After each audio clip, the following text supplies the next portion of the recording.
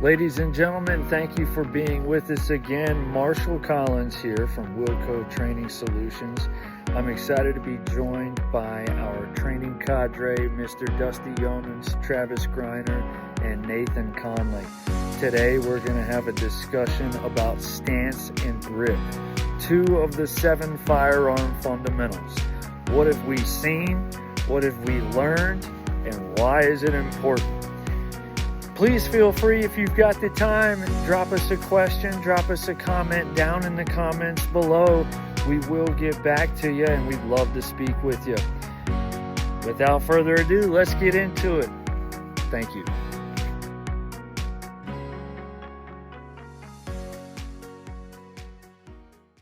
Test. All right, there we go. Looks like we are live. Get this out of here, and thankful for everyone to be able to hop on for discussion number 2. Discussion number 1 is up on Spotify. If you haven't seen that episode, please give it a listen. Let us know what you think down in the comments if you got the time for that. We are joined today by one of our senior instructors, Nathan Conley. Happy to have him and his perspective here with us today. We left off with the last discussion as we were talking about the frequently asked question that Wilco receives. Should a first-time gun owner, first-time shooter enroll in Wilco tactical training? The answer, absolutely yes. We have something for those participants as well as the intermediate and professional participants. Again, we left that discussion wanting to get into what are these standards, the Wilco standards that we harped on in the first discussion. To get into those standards, it is necessary for us to dive into the 7 firearm fundamentals and at least label or list the 7 firearm fundamentals, and then give our 2 cents about each one of the 7 firearm fundamentals around the room.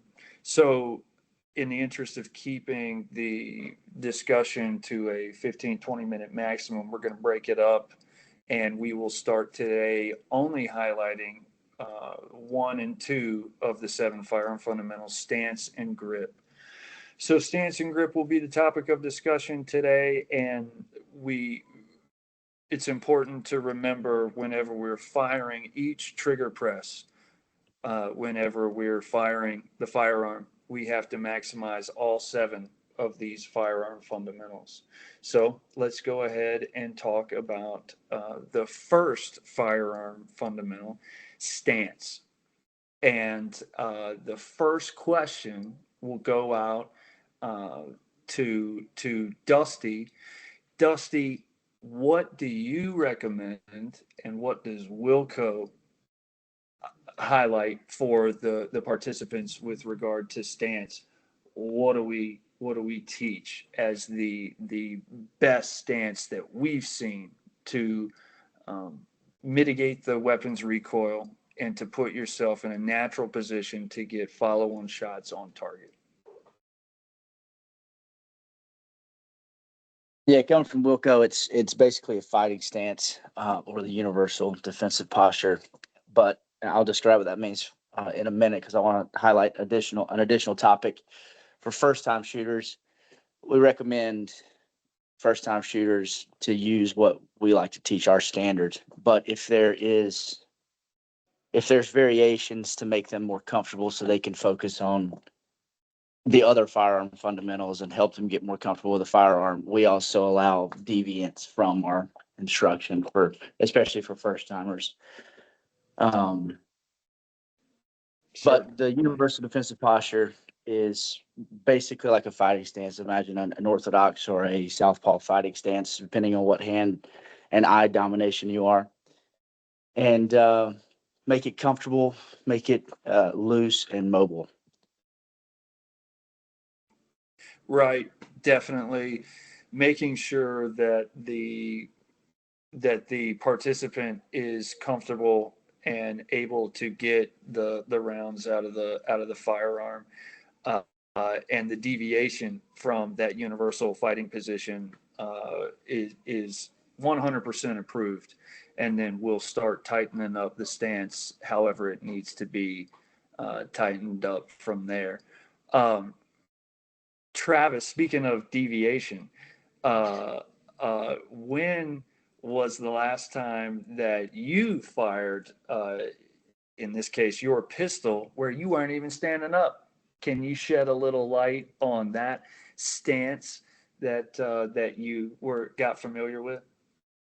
Yeah, last time we shot the DoD qualifier, right? You shoot one of the, or iterations is from the prone, right? So laying on the ground and kind of like, what is it, up on your elbows, and kind of figuring out what that kind of looks like on the ground, which still plays a massive factor in to the stance fundamentals, right? Because whether we're on our feet, our essentially our elbows become our feet, so that stability that we have to create with our forearms and our wrist, to like kind of feel that all throughout your entire body is it's still there just because you're in the prone. It doesn't go away because you're not on all Lucy and Ricky down there on your feet. Right. Yeah. And that was firing the pistol. It was a pistol unsupported from the prone for that DoD qualifier. Had you ever done something like that before out on the firing line, in some of your other qualification or firearms training? Um, yeah, like yes and no, right? So there's like yes, I've done it, but there's no. It was like a kind of, hey, lay down in the prone and figure it out, as And opposed go to to that. Yeah. yeah, figure it out, and that doesn't always yield the best results if you kind of don't know how to establish yourself on the ground. Right. So it was like yes, I've done it, but did I do it correctly? Absolutely not, because there was no instruction of how to best support yourself, whether you're like supported prone supported or prone unsupported. There's still like tips and tricks that you can use to maximize your effectiveness. Did you get that from Wilco instructors whenever you got to do the DoD qualifier through Wilco? Oh, for sure. Yeah, I think that Yeah. was, I'm 6'4". I got these long gangly arms, so the fact that the initial time through the Wilco standard, and getting the having the Wilco instructor with me, going through the DoD qual to help me in that, in that sense, was massive. Certainly. Yeah, and that's kind of Connell's. You're up next, brother. The unorthodox positions where you may find yourself having to engage and having to shoot from. It may not always be from a standing position. So stance, it could almost rename it to shooting platform, or what is your platform that you're going to be engaging from with regard to your body. Conley, you've been in some of the more recent times out to the range with special entities and whatnot. What are some of the unique spots that you found yourself engaging from where stance was not bipedal, or it was not on 2 feet? Well, anytime you're talking about shooting around cars, a lot of times. So when we've been actually training some people. They're calling them basic warrior skills, and a lot of these are just your standard jobs, maybe a logistician, finance, but they want to learn basic warfighting fundamentals, and we keep it very simple. But to your point, I kind of brought in you're more than likely not just going to be square to a target standing up like you would on the range to an IPSC target. So yeah, cars, could be a concrete block. The whole cover versus concealment is a talk for another day, but some sort of cover. I mean, if someone's not comfortable shooting and shooting quickly, and engaging as fast as they can, you're going to find cover just naturally if shooting starts. So yeah, would say barricades and cars. To your guys' point too, you brought up a good word, Clark. You said platform, shooting platform. I think stance could also be, in another sense, you're shooting posture. So the good thing that I really like what you guys have started with Wilco is you meet the customer or clients, whatever you want to call them, students, where they're at. And that might be a very rudimentary or non-existent training background, which I think is great. A lot of, with military background shooting, or if you want to take guys that are in SWAT, emergency response team shooting, whatever the case may be. I think the last blog, Dusty mentioned FLETC and having those guys shooting, understanding why they shoot the way that they do or have a certain stance, and then also understanding, which is a good thing Wilco does, why people might have some sort of unorthodox stance. We're facing sideways, or you got the Weaver stance, or you look like an 80s cop and it's Lethal Weapon now, and you're patiently trying to tell them this is what you might have seen is not the most it's not the best way that we can do it, but also understanding that by solely just explaining to them, hey, we square up to the target because our plates protect our vital organs. Well, you might have a teacher that she's a 50-year-old woman. She's like, I'm not going to have any plates. Okay, well, it's not just the plates, but it also manages your recoil. So that's your posture, right? Whether you're shooting pistol or you're shooting rifle, this is a way to manage your recoil for something that is an emotional event and an explosion in your face, controlled, of course. But also, yes, you might not have plates if you're shooting a rifle. By squaring up to the target, we can effectively get the buttstock in that pocket of our shoulder. So giving them things that they know and reasons why, tier 1 operators all the way down to 82nd Airborne and SWAT guys do it the way and are taught the way that they're taught, I think is a really good thing that Wilco does. And there's ways to explain different things. Like Dusty said, universal fighting stance. I really like that. But if someone has no idea what fighting is, maybe you say, hey, if you were did you play softball and you're getting in the batter's box, your feet were a little wider and shoulder width apart, you braced your core.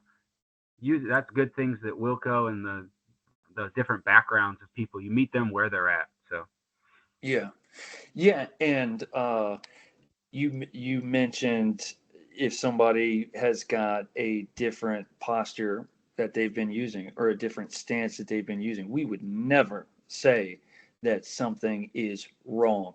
We'd never say that. What we would say is, hey, we've got a lot of past experience between the cadre that are here to demonstrate why this stance may give you more recoil control and may be a little bit more ergonomic with regard to the firearm and controlling that recoil than what you're doing, the Weaver or the blade stance or the.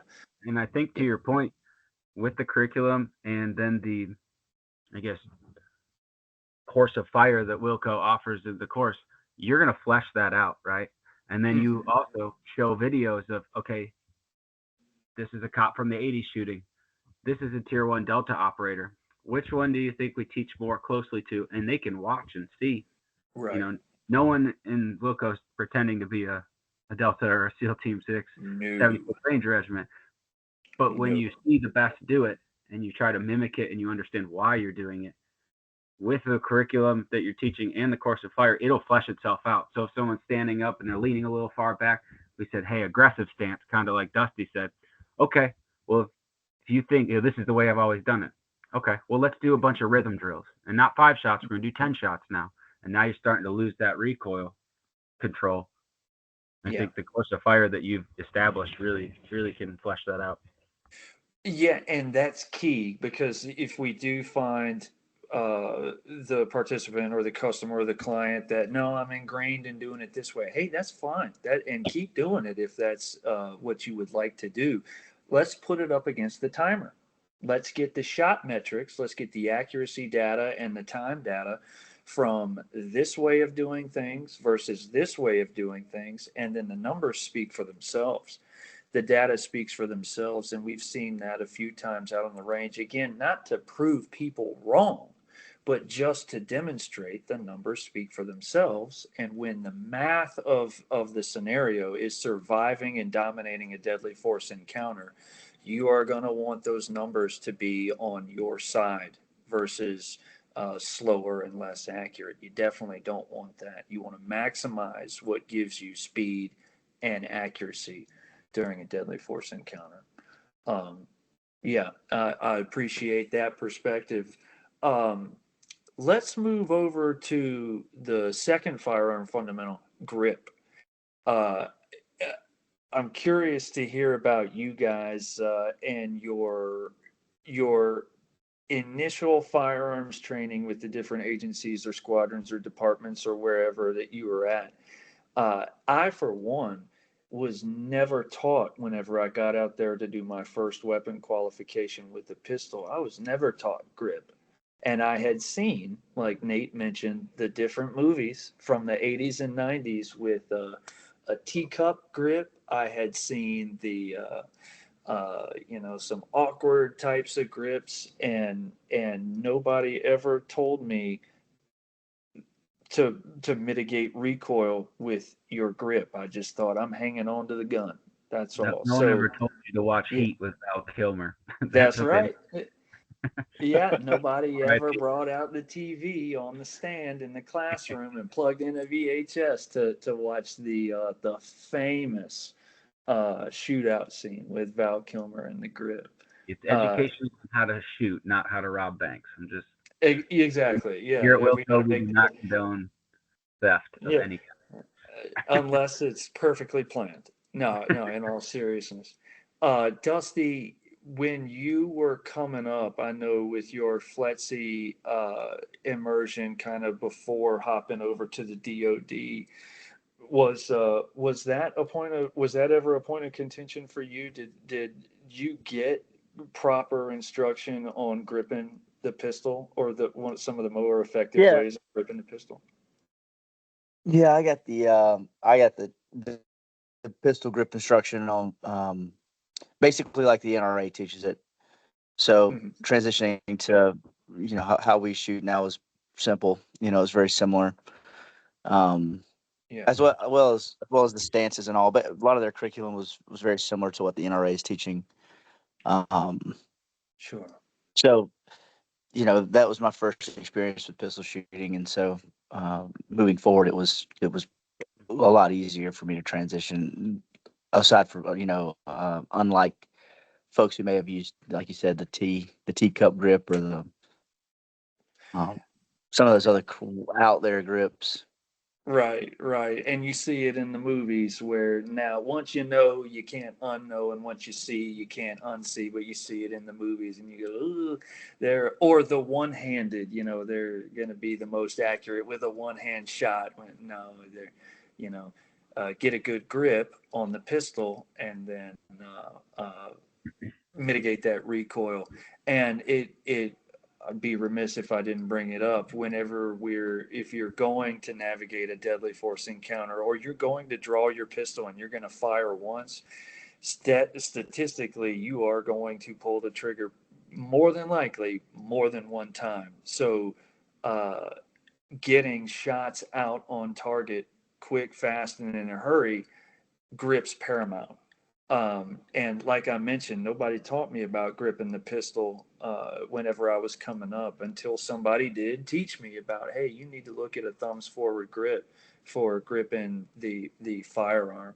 Travis, uh, curious, did you get grip instruction for whenever you were coming up and issued, here's your pistol, go put them all in that circle over there? No way, dude. I was, Yeah, crisscross applesauce, like didn't know yeah, what was going on with my hands. right. And um, like you said, it was just, all right, here's your Beretta, there's your holster. When we say draw, draw. And it was like, and they, we'll go over, side alignment, side picture on the next one.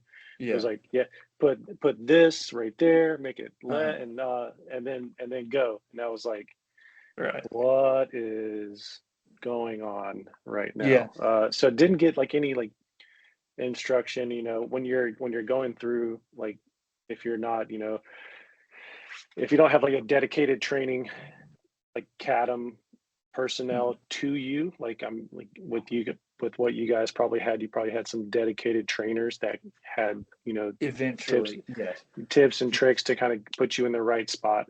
Like it was, you know, it was two guys on a line with, you know, 30 shooters, and it was like, all right, let's just freaking hit it, dude, and I'll just go poke holes in what we don't hit. So it's really like kind of the herd and sheep until like, you know, and then when I, you know, getting with you guys and going through the qual that we went through, it was like, all right, like let's spend seven minutes and just talk about this and go over some basics, and then like just tightens your circle like almost immediately. Yeah, it's impressive to see once you start maximizing these 7 firearm fundamentals and you give it the attention that it requires. Your shot group, you start putting projectiles where you want them to go, and you gotta have that.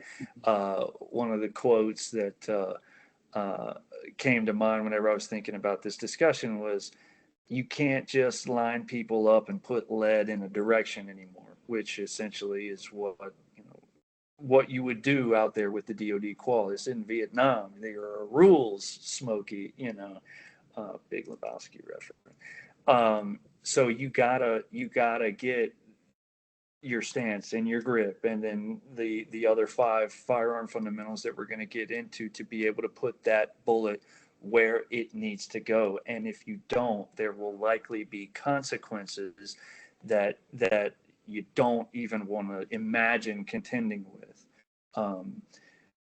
Conley, what about you? What about you, man?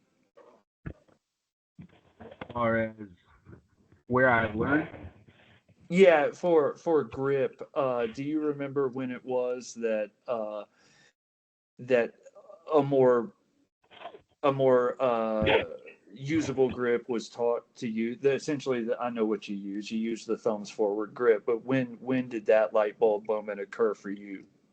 well, the light bulb moment kind of occurred for me when, you know, we did our initial qual in the pipeline.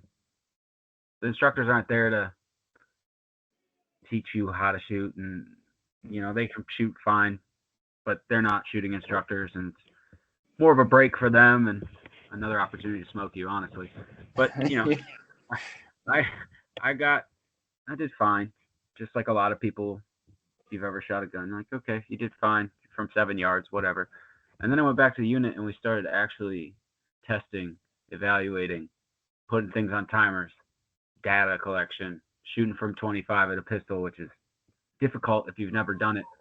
And then noticing that everybody else shooting way better than I am. Well, one, because they've been instructed on how to, and there wasn't really an option for me. It was, hey, do it this way. This is why we do it. And that's kind of what Wilco does. It's the same thing with, hey, we do it. There's options. You paid for the course, but you can ultimately dismiss everything that's being taught, and that's okay. A little different in my situation, but it was, this is why we do it, and a lot of explanation. It wasn't a militant decision. They weren't like, you are going to do it because we said so. It was, do it your way if you want, and then let's test it. I think too, a lot of the background that we've been talking about, or it's been leaning, it sounds like it's all towards pistol. And I do think it's true that, you know, there's a reason you start with pistol before you start with rifle, of course. But the same principles apply. When you're talking about grip, outside of all the crazy grips that you kind of mentioned, thumbs forward also allows you to fill up the dead space of the gun.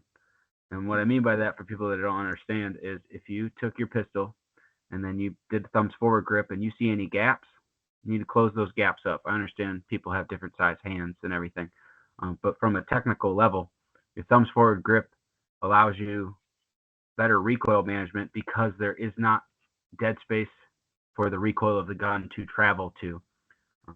Because if there is, you know, it's just like if your arms are completely straight and there's no tension, or there's no tension on them, you know, and they're completely bent, that recoil has either a lot of places to go or nowhere to go. It's the same thing with your gun. Yeah. You know, high up on the pistol grip from your hand. And also, a way that it was explained to me, if you're a right-handed shooter, your right hand, all it's doing is pulling the trigger from a grip perspective. Your left hand is the vice. Mm-hmm. Somebody, kind of probably the same person that told you, Clark, how to do a thumbs forward grip or why, is the same person, and I'll keep it PG. He said, don't let the gun make you its B word. Well, the way you do that is your left hand is your vice. Your right hand, if you're right-handed shooter, is pretty much just there to pull the trigger. And you can grip it and control the gun front to back a little bit, but that left hand is left to right, and it's also the thumbs forward grip. And this is a topic for another time. Target transitions and target acquisition. Well, if you point your thumb at a target, your thumbs are already forward. So you're a right-handed shooter. You point that left hand to the target because it's right on the barrel. So I think that's another good thing for if people aren't very comfortable shooting or understanding why you do that. It's a good explanation. Yeah. Yeah. 100%. And I know exactly who you're talking about with don't let the gun make you exactly what you referenced. And thankful for him showing us what works and kind of what is slower and less accurate. And that is the name of the game. It's not wrong. It's just, it is documentedly data driven. It is slower and less accurate. We'll edit that part out. Can I say one more thing, Clark? Yeah, absolutely. Go ahead. In the overarching of this blog series, the overarching mantra, which will be the 7 Firearm Fundamentals, all of these can be practiced for free. Bullets aren't free. Bullets aren't free. Stance and grip, sight alignment, trigger control, everything can be practiced for free. Yep. So all the curriculum up until the actual shooting of live rounds can be drilled over and over and over again at home.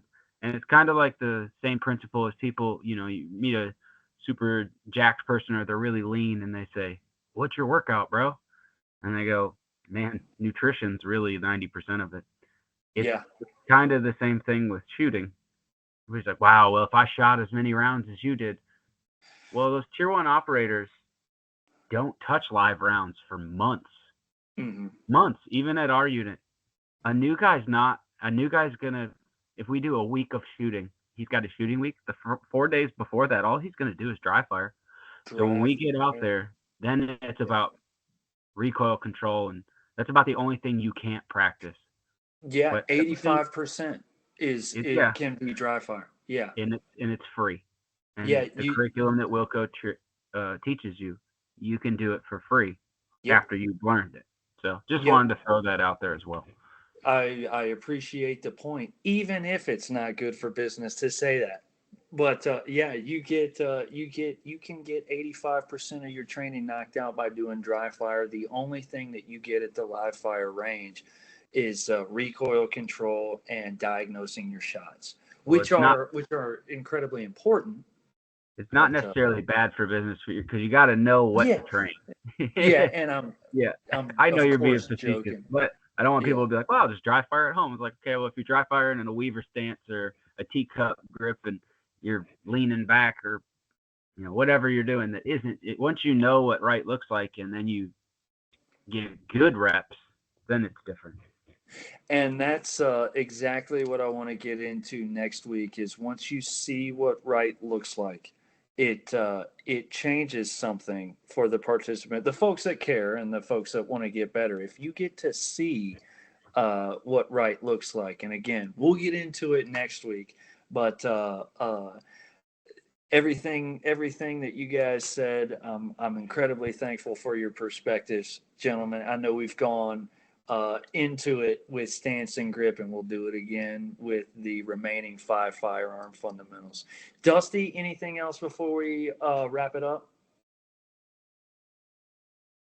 No, I don't have anything else. Too easy. Nate, anything else before we pop smoke?